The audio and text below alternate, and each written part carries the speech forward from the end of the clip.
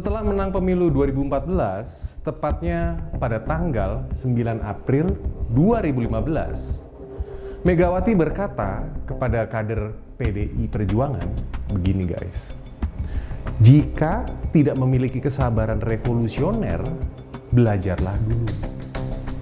Jikalau ada yang tidak sabar dan mau merusak yang sudah dibangun dengan penuh keringat dan air mata perjuangan, lebih baik berpikir ulang. Itu 7 tahun yang lalu. Nah, kini permintaan senada itu pun diulang lagi oleh ketum PDIP tersebut baru-baru ini. Nah, begini arahan dari Mbak Mega kepada Sekjen PDI Perjuangan, Hasto Kristianto. Pagi Ibu Mega memberikan penegasan khusus, saya akan bacakan ya supaya lebih enak, berkaitan Pilpres agar disampaikan pentingnya kepada seluruh kader kesabaran revolusioner. Jangan gerusa-gerusu, pasti pada saatnya, pada momentum yang tepat akan dideklarasikan. Sabar, jangan terpengaruh oleh berbagai hiruk-pikuk politik yang sangat dinamis, dan yang terpenting adalah bergerak bersama dengan rakyat. Seluruh kader partai jangan berdiam diri, terus turun membantu rakyat. Ini pesan dari Ibu Megawati Soekarno Putri tadi pagi melalui saya. Mega tentu telah mempelajari kesabaran revolusioner itu dari Bung Karno, guys. Kakak Mega, yaitu Guntur Soekarno Putra, mengamati kesabaran revolusioner ayahnya ketika didesak oleh para pemuda untuk segera memproklamasikan kemerdekaan Indonesia. Menurutnya, Bung Karno dengan kesabaran revolusioner menunggu proses sejarah berjalan sampai matang, guys. Yakni kekalahan Jepang terhadap sekutu. Setelah faktor objektifnya dan faktor subjektifnya juga sudah matang, maka berarti kedua faktor tersebut pun dipertemukan agar revolusi dapat meledak. Berbekal teladan dari ayahnya itu, maka Mega pun dengan kesabaran revolusioner selama belasan tahun itu, yang pada waktu itu melawan rezim Soeharto dan juga menjadi oposisi dari rezim SBY. Pelajaran politik terbesar yang saya ambil adalah pentingnya bagi setiap insan partai politik untuk memiliki kesabaran revolusioner. Ujar ketum parpol pertama yang 2 kali memenangkan pemilu tersebut, yaitu Ibu Megawati Soekarno Putri. Saya cuman ngomong sama bapak gue tuh yang ada di atas. Biarin Pak, nggak apa-apa. Sabar Pak, kesabaran revolusioner. Kesabaran revolusioner bertumpu pada keyakinan politik. Ia memegang teguh pada prinsip dan menghikmati politik sebagai dedikasi hidupnya. Kesabaran revolusioner bukan hanya berdiam diri, namun mengandung daya juang dan terus bergerak dan bergerak maju. Itulah sifat revolusioner. Sebab politik bukanlah praktek menang-menangan atau dasar kekuasaan. Alhamdulillah, saya tetap bertahan. Kuncinya hanya satu. Berpolitiklah dengan keyakinan, kejujuran, penuh idealisme, dan memegang teguh prinsip pengabdian. Kesabaran Mega dalam mengulur waktu penetapan capres dari PDI Perjuangan juga membuahkan keuntungan. Kubu lawan politiknya jadi tidak bisa sejak awal membaca langkah Mega.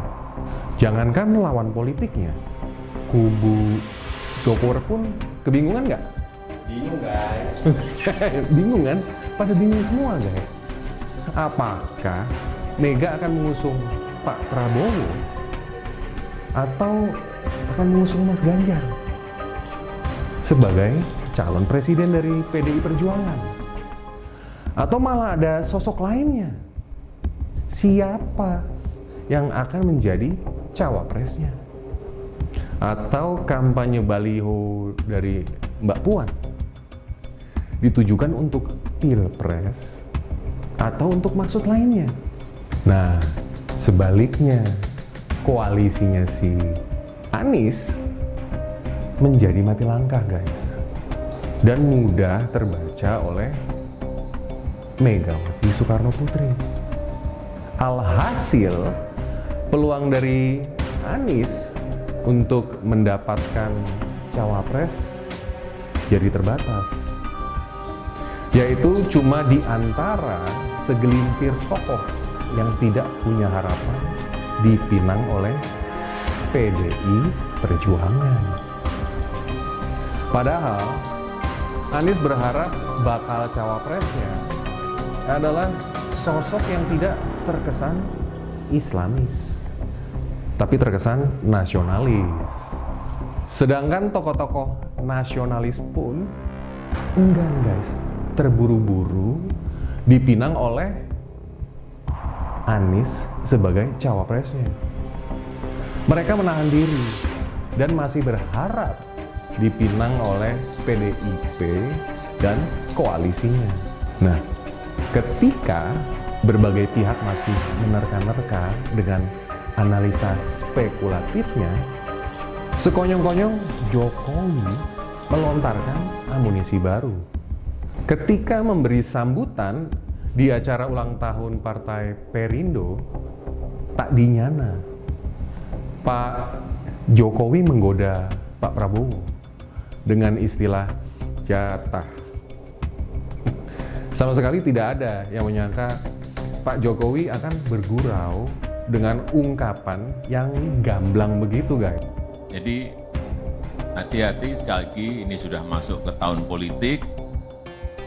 Kita boleh bersaing, berkompetisi antar partai, tetapi jangan sampai saling menjatuhkan. Titipan saya itu. Kemudian 2 kali di pemilu presiden juga menang. Mohon maaf Pak Prabowo.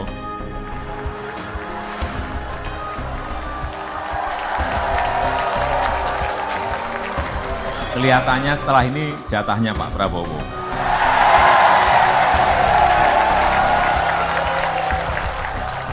Apakah hal tersebut merupakan strategi yang dibahas antara Megawati dan juga Pak Jokowi di Istana Batu Tulis pada bulan lalu?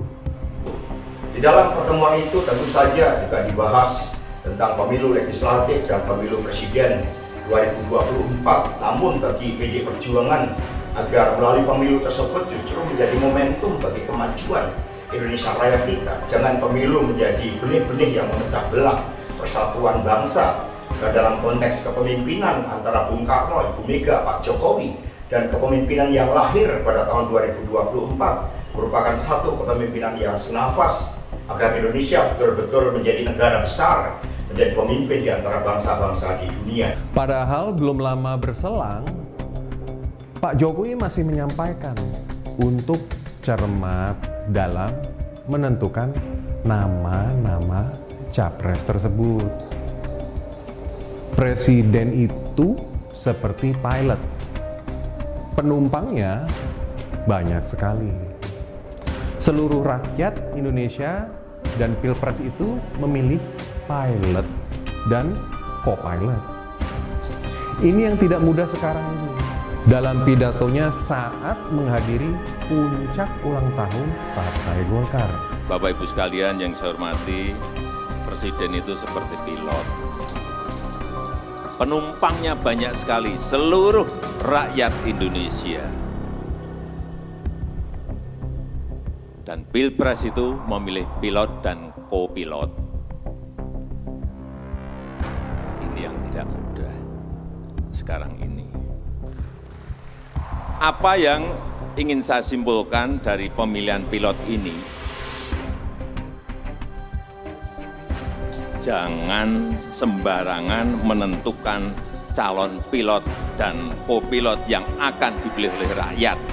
Oleh karena itu, Hasto pun mengingatkan kader PDI Perjuangan mengenai pesan Jokowi agar ojo kesusu.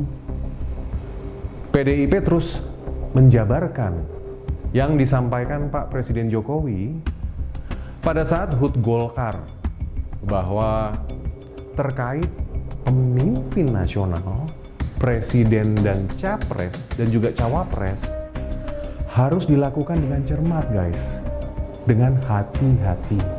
Ya memang, Puan memiliki kesempatan untuk berkampanye seluas-luasnya dan didukung oleh banyak elit partai. Sehingga seolah-olah Puan Maharani adalah calon tunggal dari PDI Perjuangan. Tetapi jelas Mega belum mengambil keputusan sampai saat ini guys. Mega juga tidak emosional. Urusan siapa yang akan menjadi presiden yang akan datang, partai tentu saja mengambil pertimbangan yang matang, mendengarkan aspirasi rakyat, dan itulah yang dilakukan oleh Ibu Megawati Soekarno Putri, termasuk melakukan kontemplasi, mohon petunjuk dari Tuhan Yang Maha Kuasa terhadap sosok pemimpin yang benar-benar layak untuk meneruskan kepemimpinan dari Pak Jokowi. Karena yang harus dilakukan oleh partai adalah kesinambungan kepemimpinan dari Pak Jokowi dengan berbagai prestasinya itu sangat penting untuk dicarikan sosok yang paling tepat di dalam melanjutkan estafet kepemimpinan itu. Dan sekali lagi Ibu Mega melakukan pertimbangan-pertimbangan yang sangat matang sebelum mengambil keputusan politik itu. Mega sangat rasional, disertai kesabaran revolusioner. Hal ini telah membuat kubu lawan politiknya terkecoh dan kelimpungan sendiri. Oke, sampai di sini dulu. Jangan lupa guys, klik like, subscribe, dan share ke teman-teman kalian ya. Ciao. Tidak ada di dalam PDI Perjuangan itu yang namanya main dua kaki, main tiga kaki, melakukan manuver. Kenapa? Karena saya diberi oleh kalian sebuah hak yang namanya hak prerogatif. Hanya ketua umum yang menentukan siapa yang akan menjadi calon presiden dari PDI Perjuangan.